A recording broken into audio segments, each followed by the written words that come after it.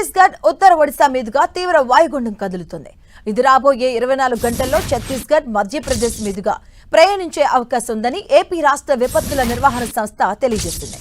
దీని ప్రభావంతో ఇవాళ ఏపీలో వాతావరణం మేఘావృతమై ఉంటుందని పేర్కొంది. పలు ప్రాంతాల్లో తేలికపాటి నుంచి మోస్తరుగా వర్షాలు కురిసే అవకాశం ఉందని వెల్లడించింది. కోస్తాంధ్ర, రాయలసీమ ప్రాంతాల్లో ఉరుములతో కూడిన జల్లులు పడడంతో పాటు బలమైన ఈదురుగాలులు వీచే అవకాశం ఉందని హెచ్చరించింది.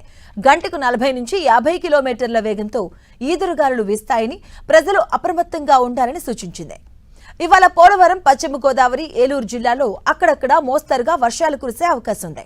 శ్రీకాకుళం, పార్వతీపురం మన్యం, అల్లూరి సీతారామరాజు, కాకినాడ, కోనసీమ, తూర్పు గోదావరి, కృష్ణా, ఎన్టీఆర్, గుంటూరు, బాపట్ల, పల్నాడు జిల్లాలో కొన్ని చోట్ల తేలికపాటి నుంచి మోస్తరుగా జల్లులు పడతాయని అంచనా వేసింది.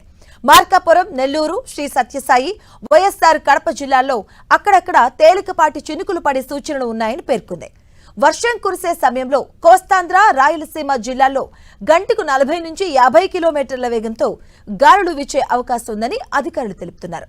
ఉరుములు, మెరుపులతో పాటు గాలులు బలంగా వీస్తున్నప్పుడు ప్రజలు అప్రమత్తంగా ఉండాలని సూచిస్తున్నారు. ముఖ్యంగా చెట్ల కింద, భారీ హోర్డింగ్ల సమీపంలో నిలబడకూడదని, తెగిపడిన విద్యుత్ తీగలకు దూరంగా ఉండాలని హెచ్చరించారు.